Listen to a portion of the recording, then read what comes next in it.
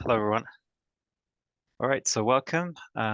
Welcome to our presentation of the postgraduate TB tuberculosis certificate. I am Simon Tiberi. I'm one of the co-chairs. And joining me today is Dominik Zenner and Professor Graham Minties.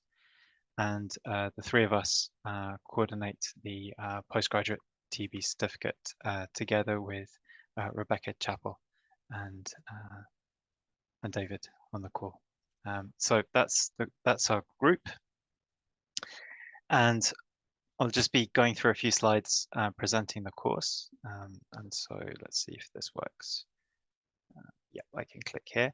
So here's Queen Mary University. So Queen Mary University of London is one of the universities of the University of London, and it's situated in East London in Whitechapel campus.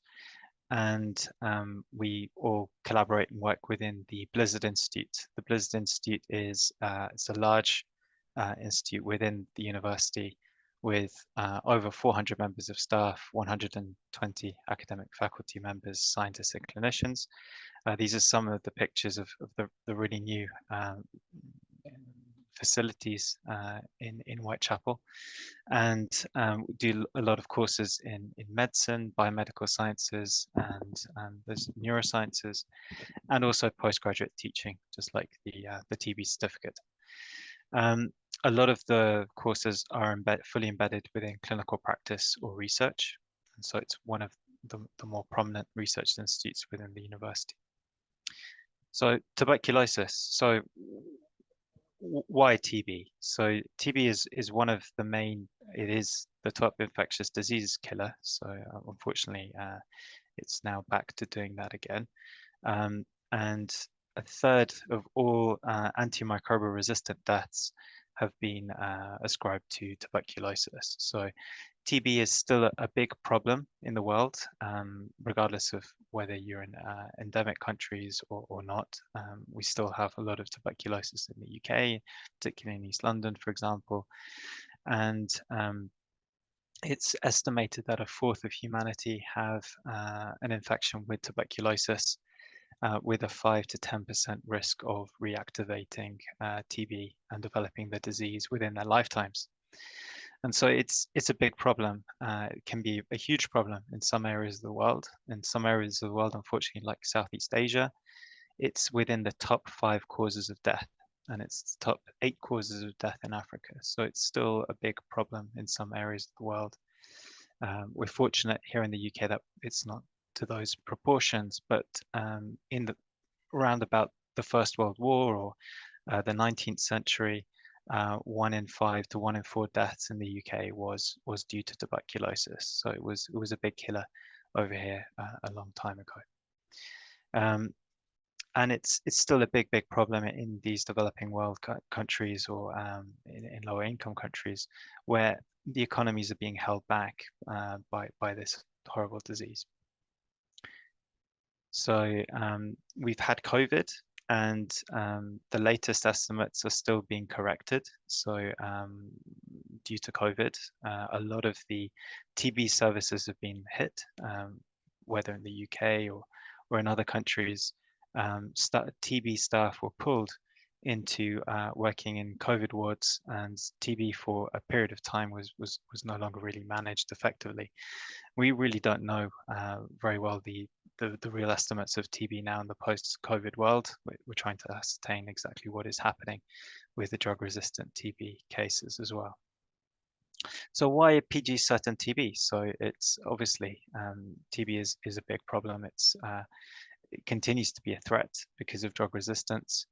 And this certificate course is the first course of its kind that really gives a certification in tuberculosis. So unlike HIV, unlike tropical medicine that have their certifications, TB for many years has not had the possibility of postgraduate learning up until now. And so this is the first course that really caters for tuberculosis as a certificate with 4 modules. And it's fully remote distance learning certificate course. and therefore it provides flexibility. So the idea is that any worker, any nurse, doctor, public health worker will be able to do this course while they're working. So this is really essential, that it allows that flexibility. We have had students from several different continents around the world in different time zones, and we have catered for that. We've tried to be flexible with the different times and the rotation of the different times, so that we could cater for Australia, for example, or for America. That can make things a little bit tough, but we've done that. So the course is mainly geared and directed towards doctors, nurses, and public health care workers, and it really embodies the interdisciplinary management required for management of TB cases and TB within programs. One of the strong points of our course is that it's taught by world-class leading experts in tuberculosis. So already the three of us, Professor Minties is a professor of tuberculosis. He's famous for his work, particularly in TB and HIV. Dominik Zenner, he's well known around the world for his efforts around latent TB infection and the control of tuberculosis. And I've been working for several years around drug-resistant TB and now the development of new drugs for tuberculosis. So just the three of us already, we do a lot around tuberculosis in our everyday lives and in our research. But we're also joined by many colleagues from all over the world who've very kindly volunteered and help us in this endeavor to create a really world-class leading course in TB. So many of the lecturers in this course are world-class leaders in what they do and what they teach. And so we're very blessed to have them on board. And so the concept of this course is really to develop the knowledge and skills required to become highly proficient, qualified practitioners in the field of tuberculosis. It will allow you to really professionalize yourself in the clinical management of tuberculosis. And also help you troubleshoot some of the challenging cases, know who to reach out if you have a problem or a question. And really, it's the idea about this course is really to give everyone in tuberculosis the possibilities to really reach out to people like Dominik and Graham and other professors in the course, and really have that ability to really have that kind of education and access to that level of information, which up until now, the TB field did not have that opportunity. So the structure is a one-year degree, so it's over 2 semesters. It gives 60 credits, and therefore the TB certificate is a third of a master's course. Because it is a university course, it can be built up towards an MSc with other courses, and so it could be compatible with other university courses. In order to enter, you need to have a medical degree or a degree in a biomedical, pharmaceutical, or healthcare related subject, like for example, public health, or have a nursing degree or several years experience as a TB nurse in TB programs. So we have 4 modules. Each of these modules is six weeks long. We have the first module geared around giving you an introduction and a background to tuberculosis. The second module is around the risk groups and risk factors for tuberculosis. And the third is around multi-drug resistant TB. And the fourth around public health issues in tuberculosis. Our remote learning, distance learning course is a virtual environment, and this is on Queen Mary Plus or QM Plus. Every week, the student will receive 3 to 6 lectures on the platform, and you'll be able, in your own time, to review, to vision these lectures or go back to these lectures at any time you wish. So the idea is that it's really flexible and it fits in with your timetable and your time. Each module has about 18 to 20 hours of frontal lecture teaching. And on a weekly basis, so during those 6 weeks for each module, there is one webinar, which is typically around an hour long, with either myself, Dominik, or both of us available with the lecturers of that particular week. And we also have a comprehensive literature repository. We have a book, and with that book and with the modules, it becomes a interactive module with the chapters, with some papers, with the guidelines, and with the lectures and our webinars. We aim to give you a 360 approach around the particular problems, and we're always available to help you if you have any questions and you want to dive in deeper and know more about certain things. So this is just an example of some of the weekly webinars. And so, for example, the first week we have 5 lectures: introduction to the course given by myself and Professor Mayuri, history of TB that was given previously by Professor Lodenkemper.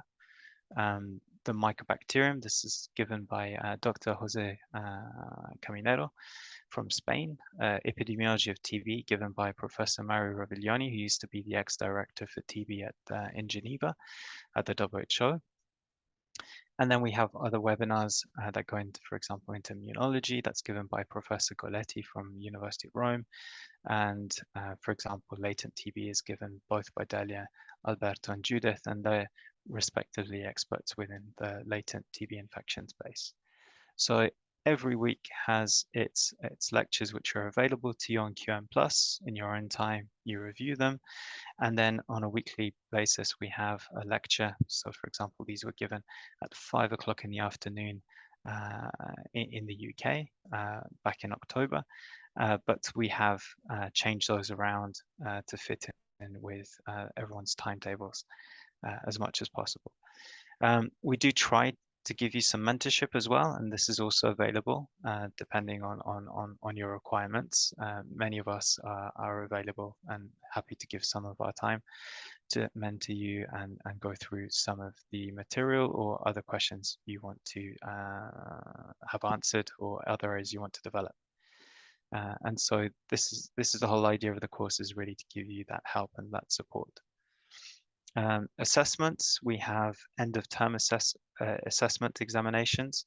So we have examinations in January for Module 1 and Module 2, which are given between October and December. And we have examinations in May for Module 3 and Module 4, which are given in respectively from January to April.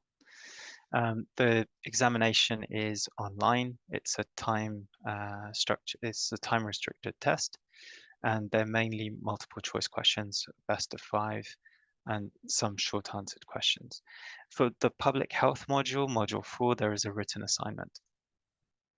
We've had some good feedback in the years, so we've been really hoping to give a kind of almost individualized, personalized approach to TB, and we've helped some TB nurses and TB doctors in some of what they wanted to advance for their career. So, for example, we had a TB nurse, Fran, was a TB nurse who was also interested in prison TB.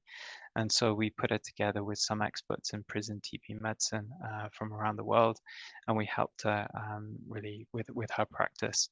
And so she gave us some good feedback, which is great. But we've also had feedback internally within the university. So our public health module, Module 4, was rated the best module for the entire Blizzard Institute, which is also very good. And we continue to hopefully push on and improve our course on a year-to-year basis. So we do want feedback, and we want to improve as well. And I'm here also with Dominik and Graham to answer any of your questions you may have. And the email below, postgraduate PG Tuberculosis, we'll get those emails and we'll answer any questions you may send to us. So thank you very much for your attention. I'm very happy to take any questions you may have, either verbally or in the chat or via email. Really feel free to jump in and ask. All right. Cam, go ahead. Yeah, I haven't really got hello. a question, but I thought no one's talking at the moment. So how many are there on the course then? Is it a big group? It depends. It goes year to year. So currently this year we had 15 students.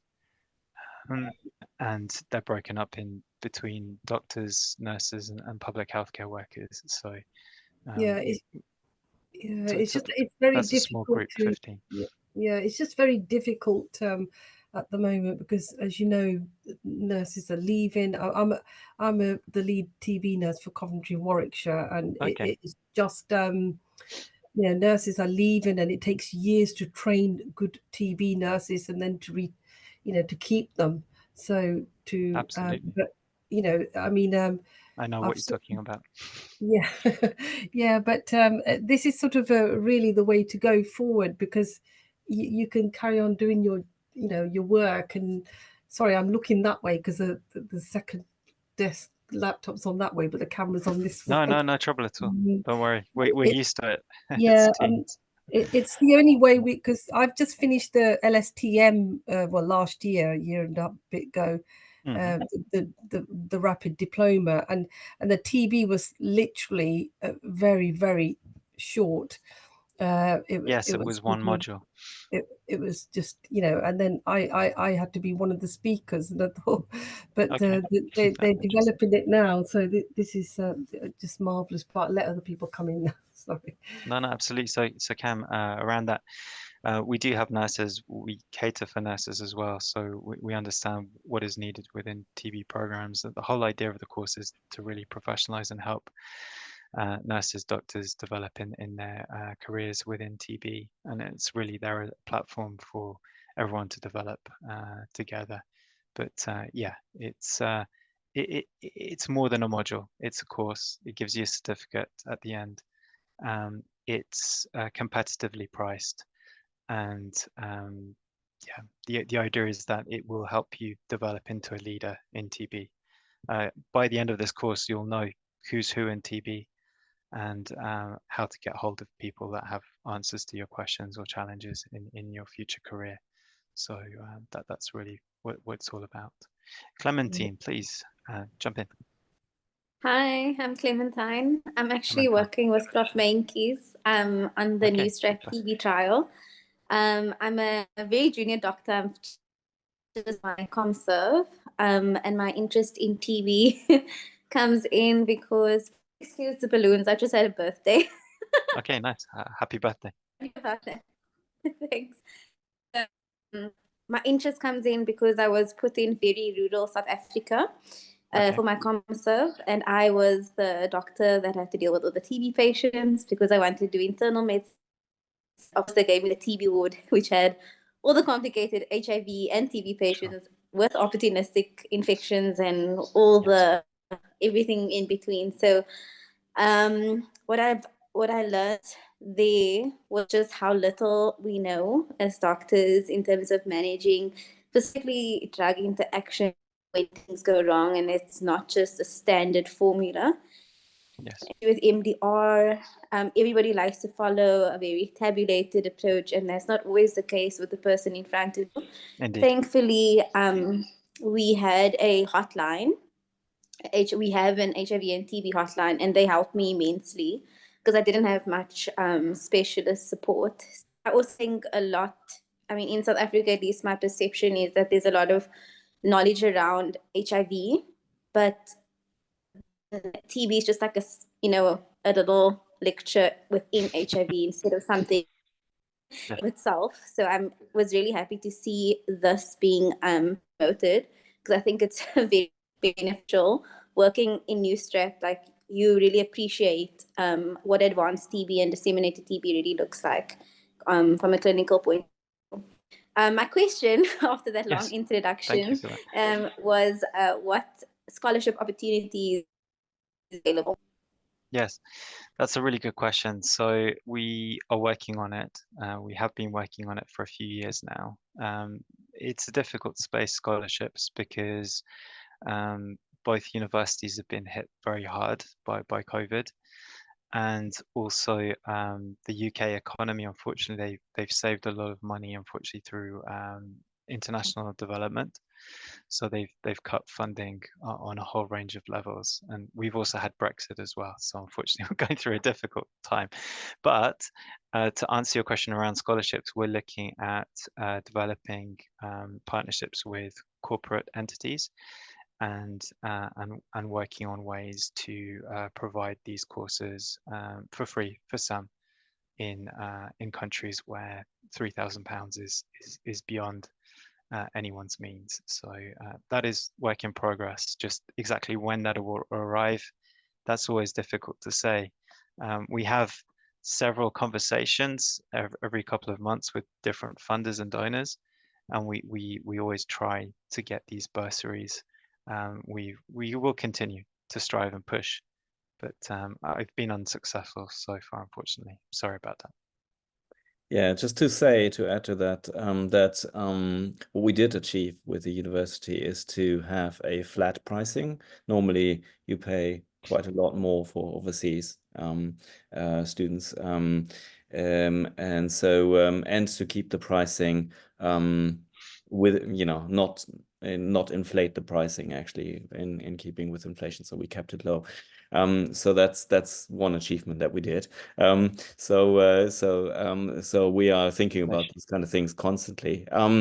I wanted to come back actually. MDR, by the way, is a whole module, and so in MDR we have been talking about effects, side effects, and of course interactions until the cows come home, I should say, literally. Absolutely. We go through clinical with cases. experts that actually know that know from the field and have seen these effects quite frequently. So that's just to add to the MDR one. Great to have you on the call. And there's another question from Cam. Will you briefly cover bovine and NTM? Yes. Yep, Yes. absolutely. We can do that. So we do cover NTM, and the idea moving forwards is to add more modules to our course.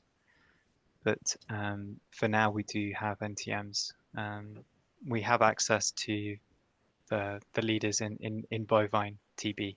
If that is of interest, we can have a lecture on that. Yeah, because bovine TB, it just comes up now and again. And I just had it this afternoon, and suddenly you're trying to remind yourself, you know, because we're not vets, we've got no animal experience, and yet a vet phones you and says, right, what do we do? And you're sort of like scratching your head sort of thing. But the contact screen is very similar, but it's just that, you know, when I first started TB like 16 years ago, I didn't even know a cow coughed. So I was thinking, how do I know? They breathe very heavily, so yes, that can be a problem. And NTM it's escalating. So sure yes, indeed, for NTMs, we have, for example, Professor Mark Lipman, who talks about NTMs, and definitely, you know, we're in contact with all the NTM network, which we're part of. So I have a busy NTM clinic, for example, with one of the other lecturers, Dr. Kunst, and we have one on Thursday. We see several dozen NTM cases every month now. It's just ballooned. So over the last 3-4 years, it's practically doubled. So we used to have a clinic every 2 months because it was rare. But now we've gone to monthly clinics, and soon we'll have to go to fortnightly clinics because we just have so many NTM patients now. People who we're trying to put a bid in.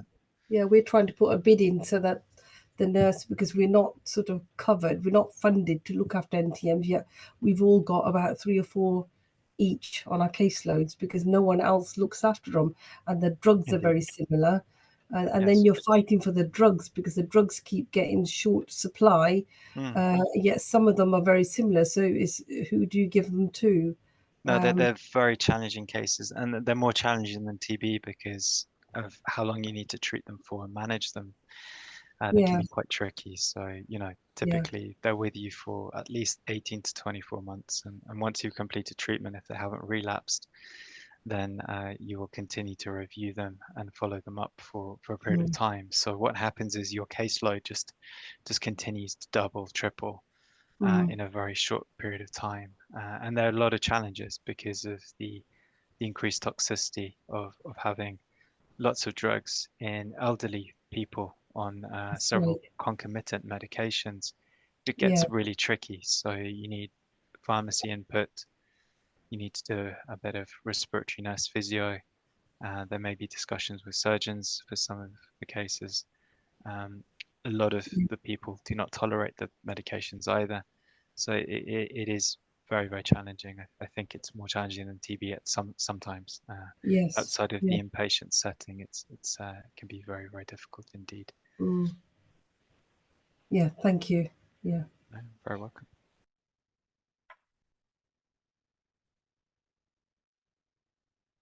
All right. I think, do we have any chat? Simon, I'm obviously new to the course, so can I ask a question? Yes, please. Just to what extent are there case discussions around individual complex cases that people can learn in that way? Excellent. So we've started to put more and more cases into the course. There appears to be quite a lot of interest. They're actually quite interesting discussions. So we've always had clinical cases in MDR-TB, but this year we also had clinical cases of TB outside of MDR.